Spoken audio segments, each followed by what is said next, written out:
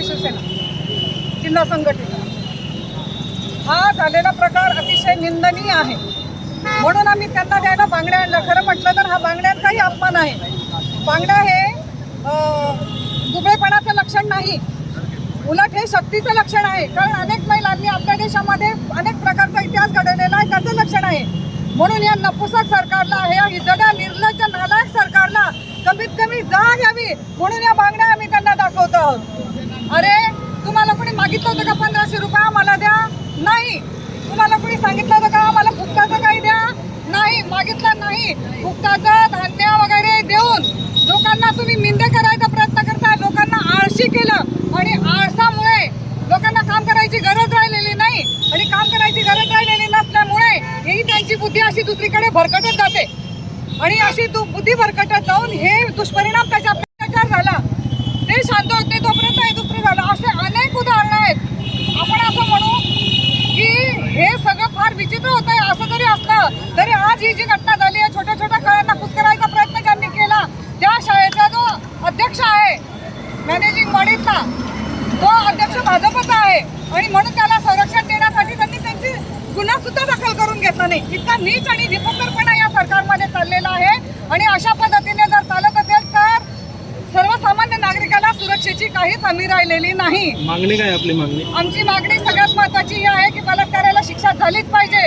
या संस्थे चालकांवर देखील गुन्हा दाखल झाला पाहिजे, कारण की त्यांनी सीसीटीव्ही वगैरेचे सगळे पुरावे नष्ट केले। पण सगळ्यात महत्त्वाचं म्हणजे हे जे मिंदे सरकार आहे यालाच नेस्तनाबूत केलं पाहिजे जनतेने, ही आमची सगळ्यात महत्त्वाची मागणी आहे। युवा नेतृत्व म्हणून या घटनेचा आम्ही निषेध करतो। बदलापूरमध्ये झालेल्या या घटनेमध्ये त्या पीडित मुलीची आई ही गर्भवती होती। तिला जवळपास 11 तास चौकशीसाठी चिमुकलीसह पोलीस स्टेशनमध्ये बसवून ठेवलं। त्या लोकांनी आंदोलन केलं, त्या लोकांवर 300 लोकांवर गुन्हे दाखल झाले, त्यांना 40 लोकांना अटक झाली। मला असं वाटतं ही सरकारची मुजोमदारी आहे की तुम्ही स्वतः जे भाजपचे संस्था चालक आहे आणि विशेष म्हणजे ही केस भाजप पक्षातून लढलेल्या वकिलांकडेच दिलेली आहे। मला असं वाटतं याला न्याय कितपत मिळेल हा प्रश्न आमच्या महिलांच्या मनामध्ये आहे। आमच्या महिलांचे तुम्हाला काळजी आहे म्हणून तुम्ही लाडकी बहीण योजना आणतात, तुम्ही साड्या वाटप करतात, पण ज्या कृष्णाने द्रौपदीचं वस्त्र हरण होऊ नये म्हणून तिची इज्जत वाचवली होती, त्या आमच्या बहिणींची इज्जत तुम्ही कशी वाचवणार? या चुमुकल्या तुमच्या मुली, आपल्या मुली यांची इज्जत तुम्ही कशी वाचवणार? म्हणून आम्हाला वस्त्र पण नकोय, तुमच्या साड्या नकोय आणि तुमची 1500ची भीक तर मुळीच नकोय। आम्हाला सुरक्षितता हवे। अकोला असेल, नागपाडा असेल, नाशिक असेल, लातूर असेल, या शहरामध्ये सुद्धा या प्रकारचे लहान 5 वर्ष 6 वर्ष मुलींवर अत्याचार होत आहे, परंतु हे जे घटना आहे ह्या दाबून टाकल्या येत आहेत।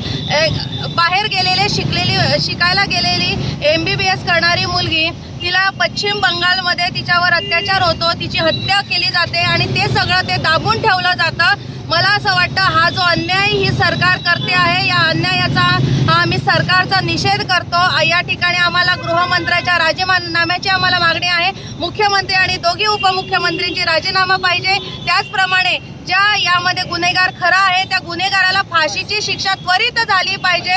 हे लवकरात लवकर हे प्रकरण निकाली निघालं पाहिजे। मुख्याध्यापक असेल, शाळेचे संचालक असतील, यांच्यावर कडक कारवाई ही झाली पाहिजे, नाहीतर याच्यापेक्षा तीव्र आंदोलन या ठिकाणी छेडण्यात येईल।